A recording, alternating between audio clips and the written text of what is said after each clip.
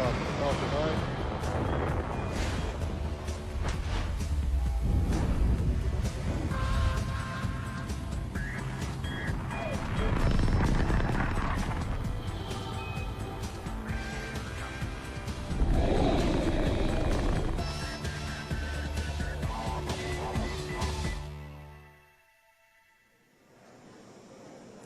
Good morning or evening, depending on where you're tuning in from, and good afternoon to our viewers in Japan. On your screen, you can see the Falcon 9 rocket against the jet black canvas of the Florida night sky. I'm Michael Hammersley, a materials engineer in our avionics department, and I'm talking to you from outside mission control at SpaceX headquarters in Hawthorne, California, as we're getting ready for tonight's launch of JCSAT-16. We have a reasonably unobstructed view into mission control at the moment, which is a rarity. The small crowd developing behind me in anticipation of liftoff at 1:26 a.m. Eastern or 8:26 a.m. Coordinated Universal Time. You may recall that we launched JCSAT-14 a few months ago, and this mission tonight will have a fairly similar mission profile. It's also going to be a geostationary transfer mission orbit. We'll be lifting off from Cape Canaveral, ascending to that GTO with a second stage burn, coast phase, and another second stage burn. And the first stage will be landing on the drone ship. One of the big differences will be attempting a single engine landing burn instead of a 3-engine landing burn. We hope to be bringing you good footage of that all night. This is Tom Perderio. I'm a firmware engineer in the avionics department here at SpaceX. Now, for those of you who have never seen a Falcon 9 launch before, let me walk you through exactly what you're going to be seeing on the pad before the launch tonight. So first and foremost, the large structure in the center of the pad, that is the Falcon 9 rocket. The Falcon 9 rocket is broken up into 3 different sections, the bottom section being the first stage, which takes up about 80% of the height of the rocket. On top of that is the second stage, and then at the very top there is the payload, which is tonight the JCSAT-16 satellite going to geostationary orbit. However, you can't see the JCSAT satellite right now because it's encapsulated inside the payload fairing. Now, the fairing is that nose cone-shaped structure at the very top of the rocket, and what it does is it protects the satellite inside from the intense aerodynamic forces of the launch as the rocket ascends through the atmosphere. Now, right now, the rocket's being held vertical by the transporter erector, or strongback tower right here. This is that structure that's just to the left of the rocket. It's connected to the top of the rocket via the umbilical, which has electrical connections and plumbing that keep the rocket connected to the pad in communication and also keep it topped off of fuel as we prepare for the launch. The rocket's also held down at the very bottom by gigantic hold-down clamps. These are massive steel clamps that grab onto the bottom of the rocket and actually hold it down until all 9 Merlin engines are ignited and confirmed to be operating nominally. We then release the rocket and it ascends through the atmosphere. Also in the pad are 4 lightning towers, which you can kind of see through the darkness of the pad right now. What these do is they just protect all the pad electronics and the rocket itself from the lightning strikes that can be very common during the Florida weather. There's also a hangar just around the corner over there that the rocket was assembled horizontally and then rolled out to the pad. Throughout the mission, you're also going to be seeing a mission countdown clock in the top right-hand corner of your screen.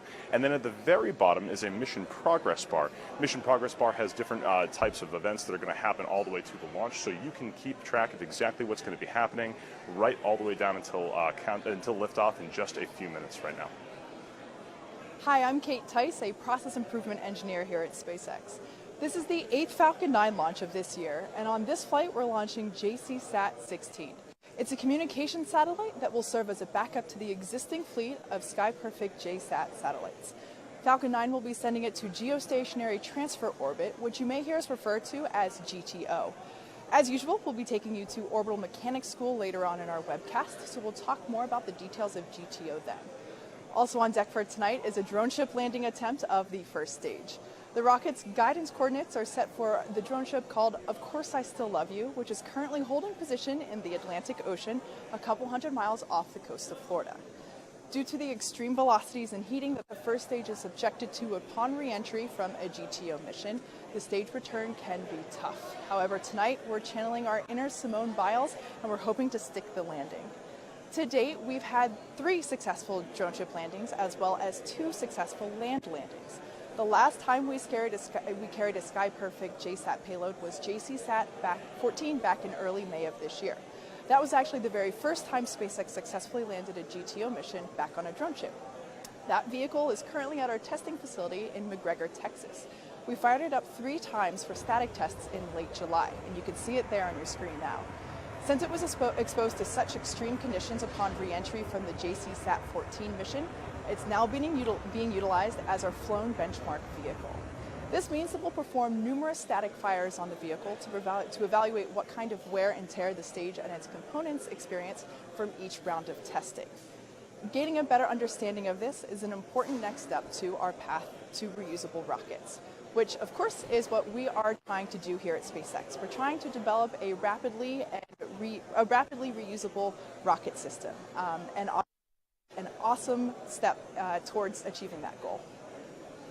Hello, I'm John Innsbrucker, Falcon 9 Principal Integration Engineer. I'm coming to you from my desk here at SpaceX headquarters in Hawthorne, California. I'll be bringing you status updates during the countdown as well as during the flight of Falcon 9 carrying JCSAT-16 into geostationary transfer orbit.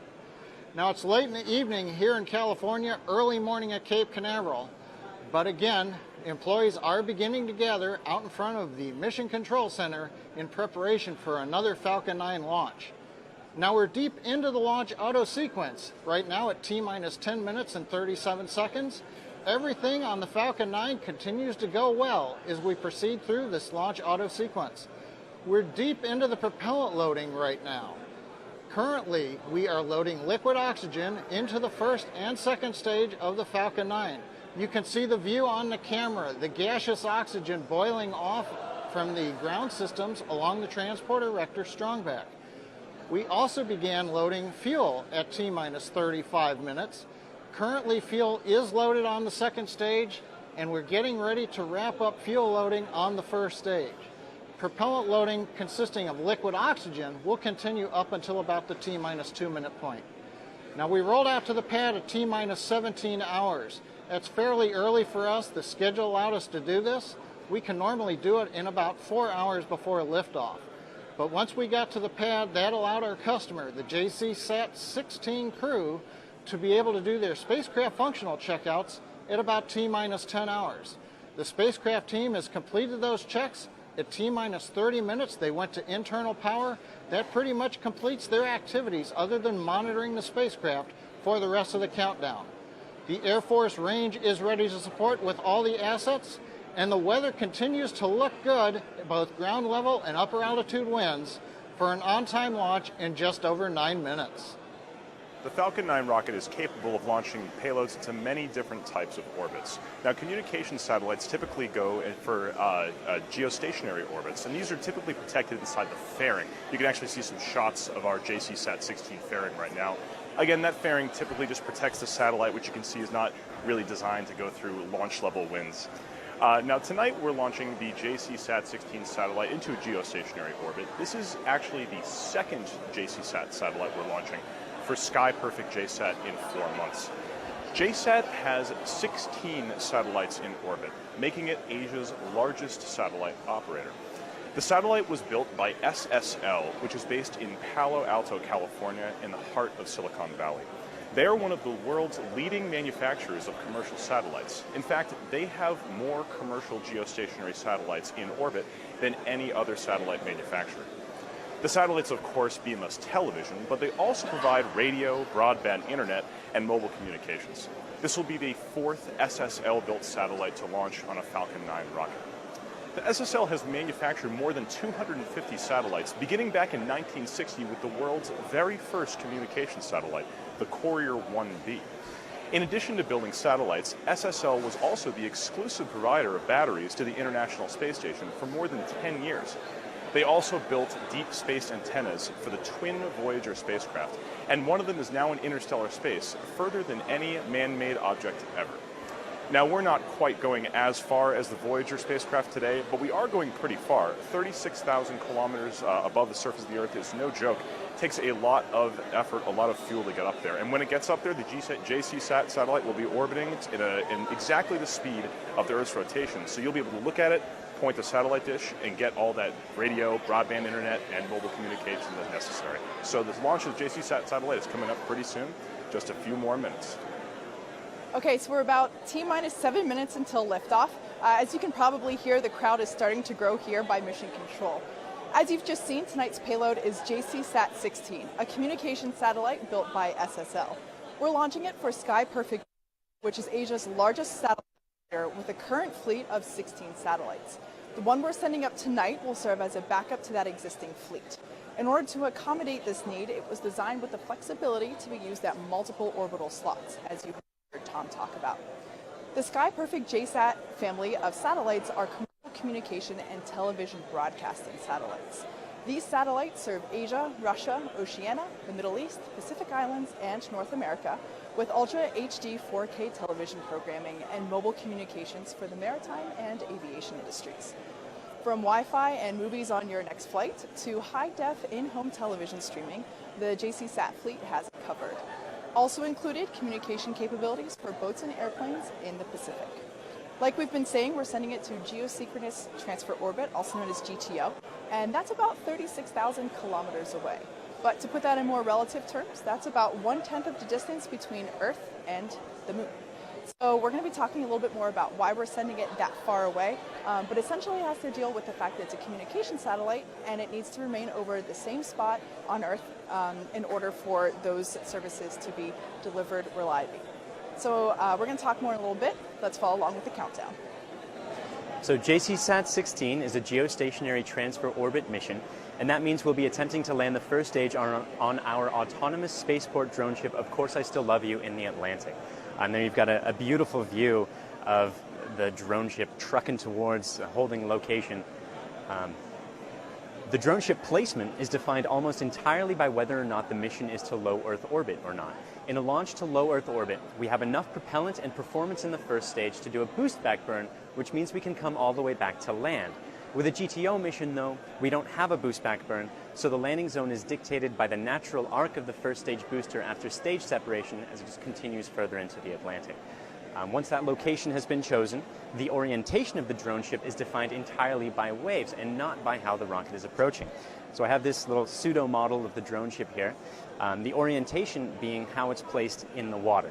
So if you've got waves and you've got the long edge of the drone ship facing the waves, the drone ship is actually going to rock a fair amount. Whereas if you have the short side facing the waves and the waves approaching, the vertical displacement is the same, but the angle is a lot lower, and that makes it easier for the rocket to land properly.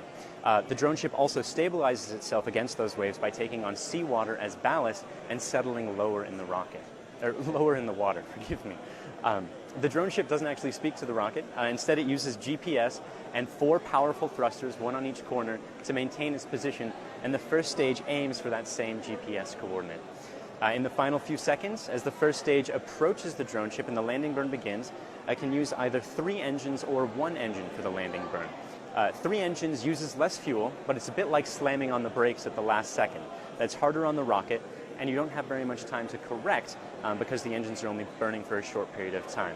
A 1-engine burn uses more fuel, but it's a softer landing, and you get more control. And that allows you to land in higher winds. We're at T-minus 3.5 minutes and continuing to count down for an on-time launch at 26 minutes after the hour. Now we're deep into that launch automatic sequence where the ground computer and the Falcon 9 flight computers are in control of the countdown. The team of SpaceX engineers in the Launch Control Center at Cape Canaveral have minimal involvement right now. The computers are controlling the sequence. The engineers are watching over their monitors, ready to step in should something unexpected happen. We're also monitoring back here in Hawthorne, California in the Launch Support Center. Now we began propellant loading at T-minus 35 minutes after doing the standard poll of 13 people in the countdown to make sure we were ready to go into propellant load. We're currently loaded with fuel on the first and the second stage. We're going to wrap up liquid oxygen loading at T-minus 2 minutes. You can see right now on the monitor, the strongback is reclining away from the 70-meter tall Falcon 9. The strongback moves to a position of 77 degrees above horizontal, so it's slightly leaned away from the rocket in preparation for liftoff so the Falcon 9 can clear. Now we're working no issues on the Falcon 9. Spacecraft is on internal. They're working no issues. The range is ready to support. Weather continues to support, including the upper altitude winds, which are fairly light tonight. So all systems are looking good at T-minus 2 minutes and counting. Let's listen in to the last minutes of the countdown of Falcon 9 carrying JCSAT-16 to geostationary transfer orbit.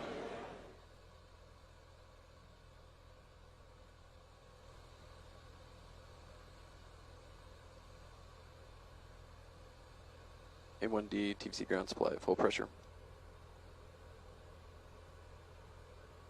A1D fuel bleed complete. Vehicles in self-align.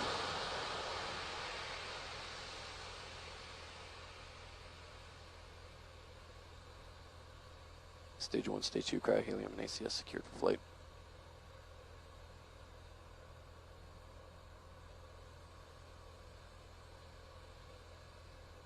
Stage set ISO secured.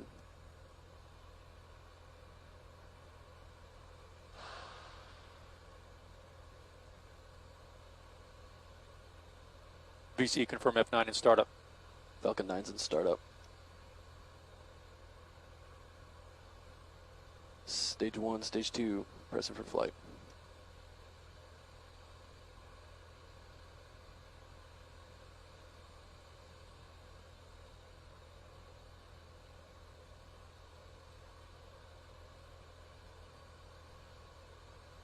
T-minus 30 seconds.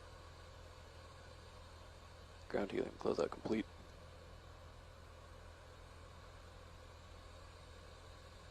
T-minus 20 seconds.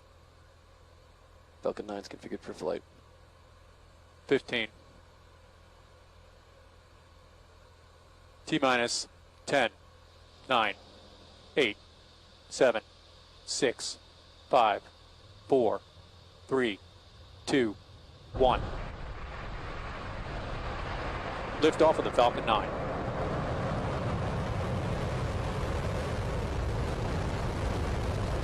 Falcon 9 had cleared the towers.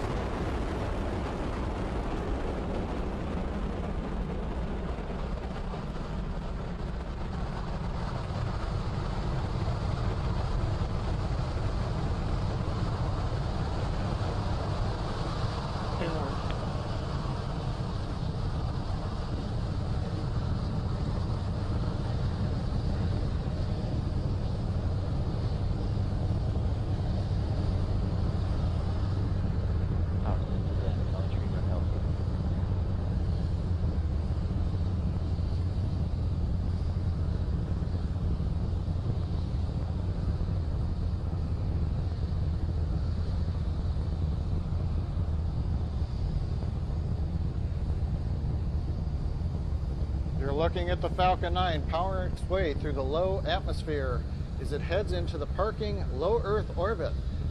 First stage continues to burn under the power of 9 Merlin 1D engines. We're already through the throttle down and throttle up phase. Coming up to transonic, let's listen in.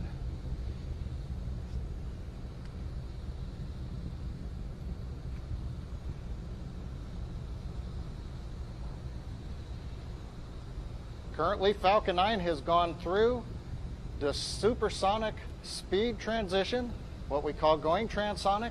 This is also the period of maximum dynamic pressure on the Falcon 9, where the loads on the vehicle, a combination of the density, the atmosphere at the lower altitudes, and the speed of the rocket, create the greatest loads on the Falcon 9.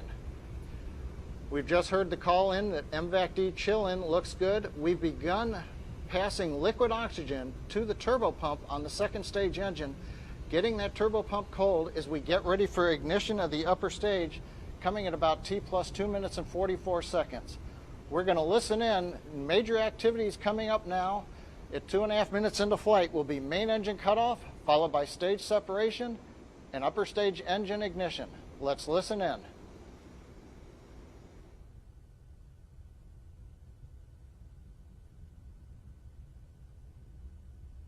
This is the OSM.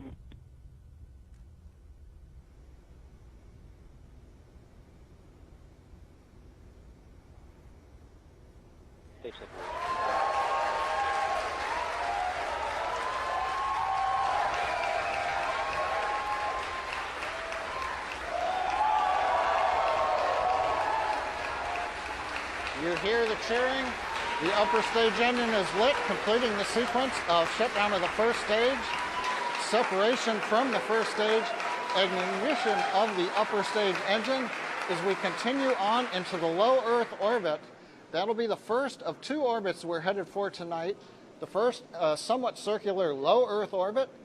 Then, after a coast period, we'll go into what is essentially a large egg-shaped orbit, the geostationary transfer orbit, which will take the Falcon 9 with the JCSAT-16 spacecraft to an altitude of about 36,000 kilometers.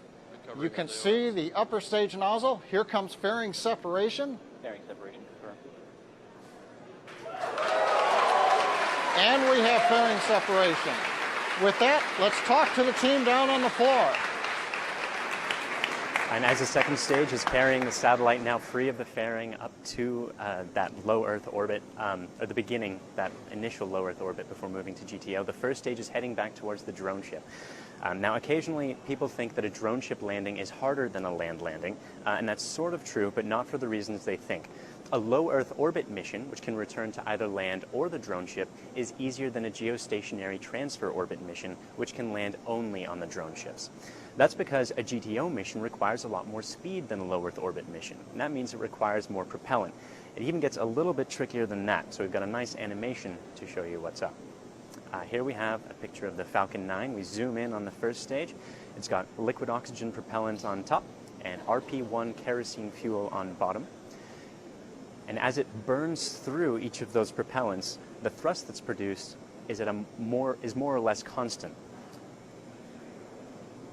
But it's harder to move or harder to accelerate when it's heavier. Just like a pickup truck will accelerate slower when it's towing a lot behind it.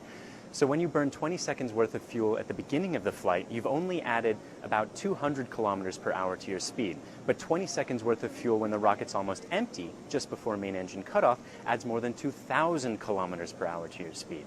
So, sort of perversely, it's really the fact that we don't have much propellant left that allows us to reach the speeds required to reach GTO. And if you don't have much propellant left, of course, then you can't do a long re-entry burn to minimize the re-entry forces on the vehicle, and you get much less of the control that comes with a longer single-engine landing burn. So it's really the GTO landings that are hard, not necessarily whether the first stage is landing on a drone ship. So again, we are headed towards the drone ship on a GTO mission, so we don't get the boost back burn. We have a re-entry burn, but it's a bit shorter than what we're getting on some of our low Earth orbit missions. And we do manage to get a single engine landing burn, at least that's the attempt for this one, which means that we'll be able to have a longer control and longer descent, which is nicer because it's less forces on the rocket in that final descent. It can compensate for larger wind speeds, which is also pretty nice. So fingers crossed that's happening soon. Now, if you're interested in the math behind what's going on there in terms of the fuel and the speed, you can look up the Tsiolkovsky rocket equation, which explains a lot about how those two are related. We're at T plus 6 minutes and 20 seconds. Things continue to go well for Falcon 9 carrying JCSAT-16 spacecraft into the low Earth orbit parking orbit. Looking at the upper stage engine, we've just heard the call out. Stage 1 entry burn has begun. This burn will last about 23 seconds. Let's listen for the completion of the burn.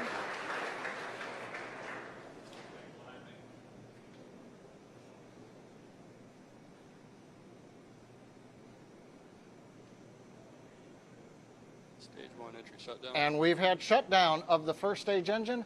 That burn of 3 Merlin 1D restartable engines begins to slow down the first stage so that we can land on the drone ship out in the Atlantic Ocean. Meanwhile, the second stage continues to power and orbit. We're heading due east for that initial parking orbit. You can see the Merlin vacuum engine nozzle glowing white-red on the screen. That's normal. That's what we expect to see. Trajectory looks good. Power looks good. We're on course. Everything continues to go well at T plus 7.5 minutes. So let's turn it over to the team on the floor as we get ready for the landing burn of the first stage. So as you've just seen, we have a lot of good stuff going on so far. Successful separation of our first and second stage. Second stage is carrying JCSAT-16 all the way out to geostationary transfer orbit. Right now we're waiting for the third and final burn to begin, which of course is the landing burn. So the landing burn is going to occur, and we actually should be able to see it as from the video that's currently on deck of the drone ship. Now this video hasn't historically been the most reliable. We hope to bring you as high quality video as possible, but there's no Wi-Fi out in the middle of the Atlantic Ocean. We are relying on a satellite link that is susceptible to the vibrations of the landing burn itself. It's true. So when the rocket descends onto the drone ship, it starts to shake, and the satellite that's pointing up to communicate, or the satellite dish that's pointing up, oh, we're just getting word that the landing burn's beginning. Focus your attention, and we'll see if we can see it.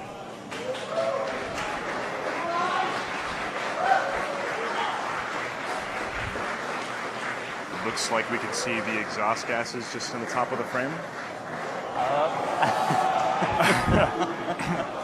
It seems as though things have frozen, which, like we said, this speed, there's no Wi-Fi out in the Atlantic Ocean yet. So we can't bring you a status update, unfortunately. We would love to know as much as you. We actually, back to the main mission briefly, we did just get a confirmation of a good orbit from the second stage. It's as excited as we all are to figure out what happened to that first stage. The primary mission today is to bring JCSAT-16 into geostationary orbit, and we're actually doing great on that front with our confirmation of good orbit. So that good orbit is the initial stage. It's that initial low Earth orbit section before the second stage begins a second burn to turn that orbit from a circular...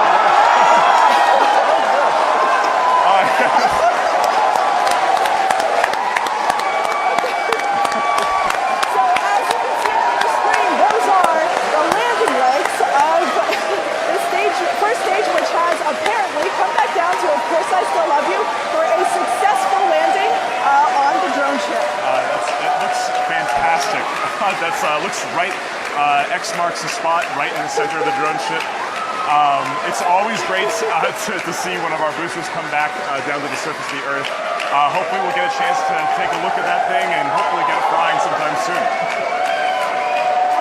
So that's, I guess, the completion of a secondary objective. It's important to remember that that primary mission is the satellite, and we're going to move into a coast phase shortly, about 17 minutes long, while the second stage moves into the correct position to begin a second burn. And that second burn will change the orbit from that circular low Earth orbit into a giant egg-shaped orbit, where the top of the orbit is at 36,000 kilometers, which is the geostationary distance.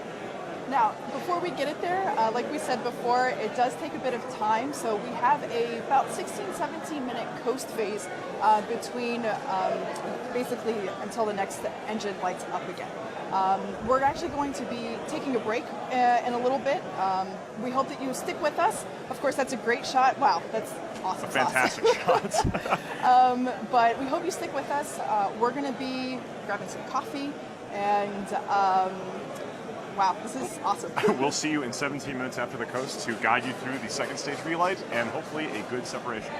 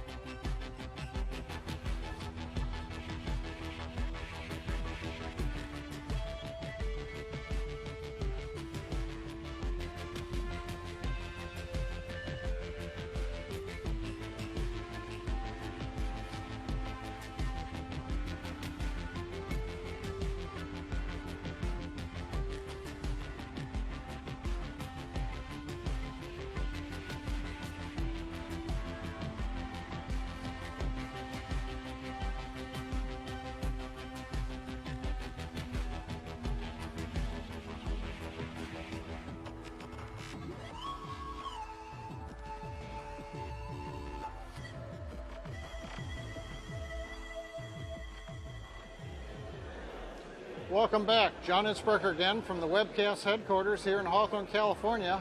We're coming up in about 10 seconds for reignition of the upper stage engine. Let's listen in, see if we can pick up anything on the countdown net.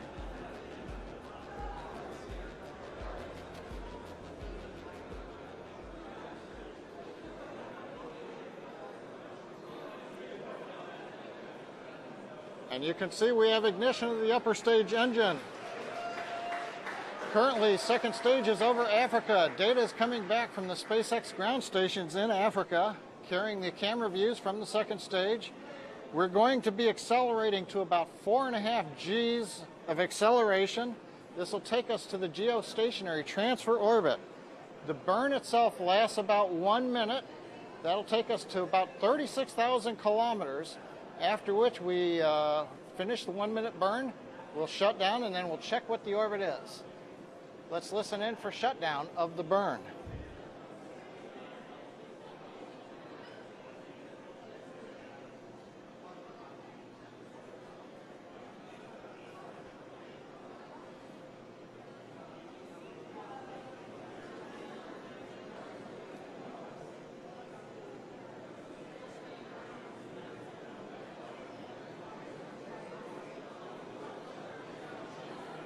We have shutdown of the upper stage engine. You may have heard the call out.